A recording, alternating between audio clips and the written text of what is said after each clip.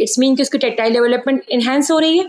Plus फिर बच्चे ने जज करने के बाद बोर्ड के ऊपर उसी अल्फ़ाबेट को दोबारा लिखा, तो इस तरह से बच्चे की फाइन मोटर स्किल्स डेवलप हो रही हैं। Okay, well done. बिस्मिल्लाहिर्रहमानिर्रहीम। अस्सलाम वालेकुम। I am Afsheen Ali. Welcome back to our channel. आज के इस सेशन में हम जिस टॉपिक पर बात करेंगे वो है चाइल्डहुड मेंटल डिसऑर्डर्स। जैसा कि मैंने अपनी प्रीवियस सेशंस में आपको बताया था कि कुछ साइकोलॉजिकल ऐसे डिसऑर्डर्स होते हैं बच्चों में जिसके बारे में आगाही बहुत ज़रूरी है। लास्ट सेशन में मैंने उन तमाम साइकोलॉजिकल डिसऑर्डर्स के आपको नेम पॉइंट आउट करवाए थे। अब इन सेशंस में मैं आपको ये बताऊंगी कि उनके क्या सिम्टम्स हैं, क्या कॉजेज़ हैं और क्या ट्रीटमेंट लाइन पर हमें देना चाहिए। सबसे पहले जिस चाइल्डहुड मेंटल डिसऑर्डर की हम यहाँ बात कर रहे हैं वो है SAD, separation anxiety disorder. Separation anxiety disorder एक ऐसा डिसऑर्डर है जो कि कॉमनली कुछ बच्चों में पाया जाता है। इसका जो सबसे पहला सिम्टम है वो है clinging towards the parents. Separation anxiety disorder के जो बच्चे होते हैं वो अपने माँ बाप से, जिसे कहते हैं ना चिमटना, मतलब बिल्कुल चिमटे हुए रहते हैं, मुसलसल उनकी गोद में रहना, उनकी गोद से अलग होना या उनसे अलहदा होना सेपरेशन एंजाइटी डिसऑर्डर के बच्चों के लिए बहुत मुश्किल और बहुत दुश्वारी का काम होता है। अच्छा, हम डिफ्रेंशिएट कैसे करेंगे कि ये एक नॉर्मल बिहेवियर है या फिर ये इस डिसऑर्डर की कैरेक्टरिस्टिक है। इसको डिफ्रेंशिएट इस तरह कर सकते हैं जैसे 8 महीने से लेकर 2 साल तक या 2.5 साल तक के बच्चों में ये चीज़ कॉमनली देखी जाती है कि बच्चे को अगर माँ से अलहदा किया जाए तो बच्चा रोता है। समटाइम्स कुछ बच्चे हैं जो कम रोते हैं, कुछ बच्चे हैं जो बड़ी आसानी से दूसरों के पास चले जाते हैं, कुछ बच्चे हैं जो ज़रा ज़्यादा इंटेंस बिहेवियर शो करते हैं। तो ये कॉमन बिहेवियर है। अगर यही बिहेवियर बच्चों का उम्र के साथ साथ बजाय कम होने के बढ़ता जाए तो इट्स मीन कि देयर इज़ समथिंग रॉन्ग। बच्चा 2 साल का हो, फिर बच्चा 3 साल का हो, 4 साल का हो जाए, 5 साल, 6 साल, और बच्चे का ये बिहेवियर है कि जब बच्चे को माँ से अलहदा किया जाए या किसी भी पेरेंटल फिगर से अलहदा किया जाए तो बच्चा अगर एक्सट्रीम क्राइंग और वीपिंग का बिहेवियर शो कर रहा है तो it's mean that there is something wrong behind. Separation anxiety disorder के जो बच्चे होते हैं उनके लिए माँ या बाप से अलहदा होना बहुत मुश्किल होता है। अच्छा, स्कूल गोइंग बच्चे जब शुरू शुरू में होते हैं तो कुछ दिन तक ये एक नॉर्मल बिहेवियर है जो कि बच्चों में सामने आता है। हम देखते हैं कि बच्चे कुछ दिन तक, सारे एडजस्टमेंट प्रॉब्लम होती है, कुछ दिन तक बच्चे रोते हैं, उन्हें नहीं जाना होता है स्कूल। फिर डे बाय डे बच्चों की जो है वो लर्निंग हो जाती है और फिर बच्चे स्कूल में बैठते हैं और जाना सीख जाते हैं। लेकिन अगर खुदा ना खास्ता आपका बच्चा सेपरेशन एंजाइटी डिसऑर्डर का पेशेंट है तो उसके लिए डे बाय डे उसकी एंजाइटी में मज़ीद इजाफा होगा। उसके लिए स्कूल जाना, उसके लिए आपसे अलहदा होना ये बहुत मुश्किल है। लिहाजा बहुत ज़रूरी है कि हम इस तरह के डिसऑर्डर्स को टाइमली एड्रेस कर लें और टाइमली किसी कंसल्टेंट को दिखा दें। अदरवाइज़ अगर सेपरेशन एंजाइटी डिसऑर्डर या इस तरह के दूसरे मुख्तलिफ साइकोलॉजिकल डिसऑर्डर्स अगर बचपन में इसकी ट्रीटमेंट ना हो पाए, इसकी ट्रीटमेंट ना मिल पाए और ऐसे बच्चे अगर बचपन में अनट्रीटेड रह जाएं तो फिर बड़े होने तक ये चाइल्डहुड डिसऑर्डर्स कन्वर्ट हो जाते हैं अडल्ट डिसऑर्डर्स में। और आपको पता है कि अडल्ट साइकोलॉजिकल डिसऑर्डर्स की ट्रीटमेंट और फिर उसकी प्रोग्नोसिस और ज़्यादा मुश्किल हो जाती है। लिहाजा मेरा आज का ये सेशन बनाने का मकसद ये है कि मैं आपको उन तमाम कॉमन साइकोलॉजिकल डिसऑर्डर्स पे आगाही दूँ कि जो जनरली हम अपने माशरे में देख रहे होते हैं, लेकिन होता क्या है कि पेरेंट्स इस बात को जज नहीं कर पा रहे होते कि बच्चे के साथ हमारे कोई साइकोलॉजिकल इशू है। अच्छा, हमारे माशरे में एक मिथ है कि जनरली जैसे अगर बच्चा स्कूल जाने में रो रहा है, बच्चा माँ बाप से अलग होने में रो रहा है, एक्सट्रीम रोने का बिहेवियर दिखा रहा है, या बच्चा जो है वो पढ़ने लिखने में बच्चे को कोई दुश्वारी हो रही है, तो जनरली हमें ये जुमले सुनने को मिलते हैं कि ये ऐसे ही बहाने बनाता है, लेम एक्सक्यूजेस बनाता है, इसको पढ़ने का शौक ही नहीं है। इसका बड़ा भाई भी तो है, देखो वो कितना अच्छा पढ़ता है, इसको शौक ही नहीं है पढ़ने का, ये बड़ा होके कबाड़िया की दुकान खोलेगा। ये नॉर्मल जनरली जो है कॉमनली ऐसे सेंटेंसेस हैं जो अपने माशरे में हम सुन रहे होते हैं। अगर आपका बच्चा खुदा ना खास्ता किसी साइकोलॉजिकल डिसऑर्डर से सफ़र कर रहा है तो इस तरह के जुमले उसके लिए बहुत ज़्यादा उसकी सेल्फ मोटिवेशन को, उसकी सेल्फ इस्टीम को बिल्कुल लो कर देंगे। बच्चे को जैसे कहते हैं ना उठा के आसमान से ज़मीन पे पटक देना, ये जुमले बच्चे के लिए एक इस तरह के आउटकम सामने लाएंगे। तो बहुत ज़रूरी है कि आप पहले ये बात एड्रेस तो करें कि बच्चे के साथ प्रॉब्लम क्या है, बच्चा क्यों ऐसे बिहेवियर्स शो कर रहा है। आगे अपने सेशंस में मैं लर्निंग डिसऑर्डर्स की बात भी करूंगी, उसमें हम बताएंगे कि उसमें क्या बच्चों को दुश्वारी होती है। फिलहाल हम बात कर रहे हैं सेपरेशन एंजाइटी डिसऑर्डर की, तो हम दोबारा अपने टॉपिक की तरफ आते हैं।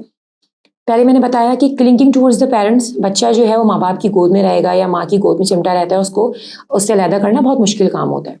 सेकेंड ये कि extreme crying and weeping behaviour होता है, बच्चा बहुत ज़्यादा रो रहा होता है, मतलब एक्सट्रीम उसका रोना धोना इतना ज़्यादा होता है कि खुद जो माँ है या जो केयर गिवर है वो खुद फ्रस्ट्रेटेड होने लगते हैं बच्चों के इतने ज़्यादा रोने से।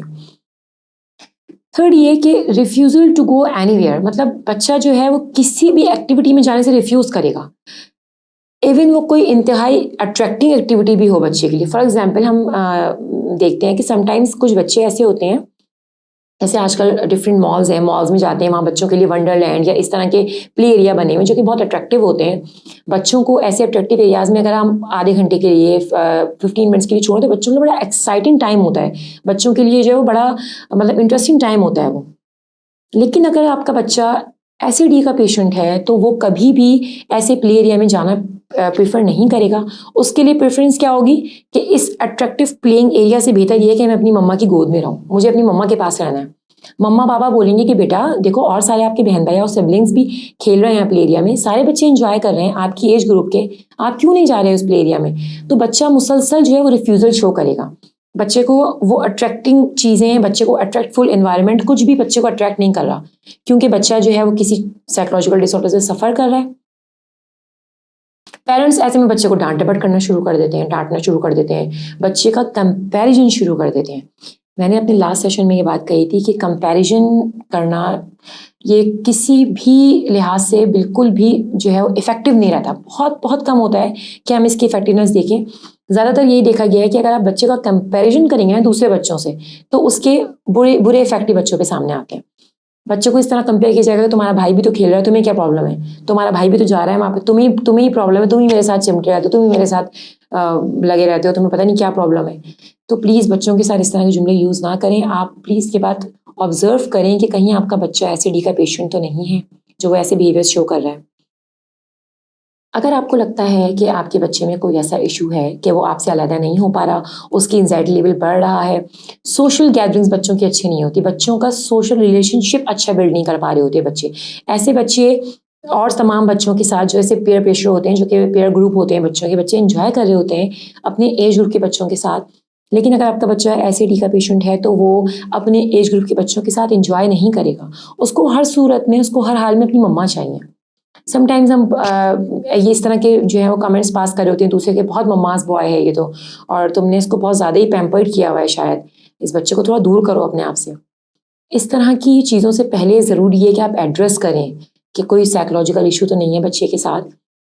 अगर आप ऐसे बिहेवियर्स की इंटेंसिटी अपने बच्चे के अंदर देख रहे हैं तो मेरा आप तमाम पेरेंट्स को ये मैसेज है कि फौरी तौर पर किसी कंसल्टेंट साइकेट्रिस्ट को या साइकोलॉजिस्ट से रुजू करें ताकि आपके बच्चे को वो कोई अच्छी ट्रीटमेंट लाइन दे सके। अच्छा, अब मैं भी अपने इन सेशंस में डिस्कस करूंगी सिम्टम्स के बारे में, तमाम जितने भी साइकोलॉजिकल डिसऑर्डर्स हैं उनके सिम्टम्स के बारे में, और फिर जो हमारा लास्ट सेशन होगा उसमें मैं आपको बताऊंगी इसका ट्रीटमेंट, कि इनकी ट्रीटमेंट्स क्या दी जाती हैं इन डिसऑर्डर्स पे और इनकी कॉजेज़, इनकी वजूहात क्या होती हैं। आई होप कि मेरी आज की इस वीडियो में आप अच्छी तरह से समझ पाए होंगे कि सेपरेशन एंजाइटी डिसऑर्डर एक्चुअली क्या होता है, और अगर आप अपने बच्चे में ऐसे सिम्टम्स महसूस करें तो इंशाल्लाह मुझे उम्मीद है कि आप यकीनन किसी कंसल्टेंट साइकियाट्रिस्ट से या साइकोलॉजिस्ट से रुजू करेंगे। Thank you so much. अस्सलाम वालेकुम kids, how are you? Fine. Okay Hussain and Izaan, आज हम जो एक्टिविटी करने वाले हैं उसमें आपको क्या करना है, ये देखिए, ये एक बोर्ड रखा हुआ है, हुसैन के हाथ में एक मार्कर है। इज़ान, आपको क्या करना है बेटा, आपको हुसैन की बैक पर कोई भी अल्फ़ाबेट लिखना है, ठीक है, अपनी फिंगर से। और हुसैन, आपको ये जज करना है कि इज़ान ने आपकी बैक पे क्या अल्फ़ाबेट लिखा है, फिर आपको वो जज करके वो अल्फ़ाबेट आपको इस बोर्ड के ऊपर राइट डाउन करना है। Alright, understand? आपको इंस्ट्रक्शन समझ में आ गई हैं?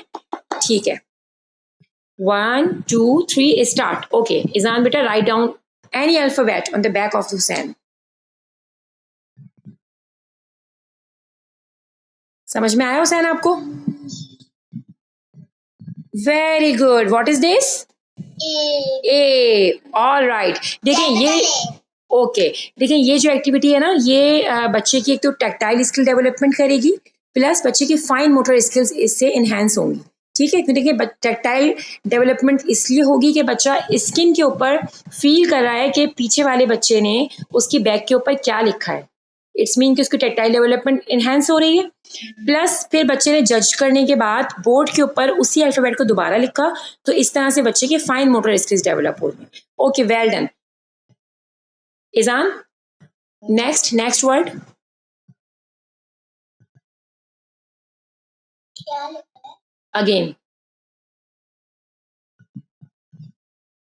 अंडरस्टैंड हुसैन? Yes. या एक दफा और लिखवा दूं? Okay, very good. What is this? C. C. All right. Okay. Next word is on. It's plus. Yes.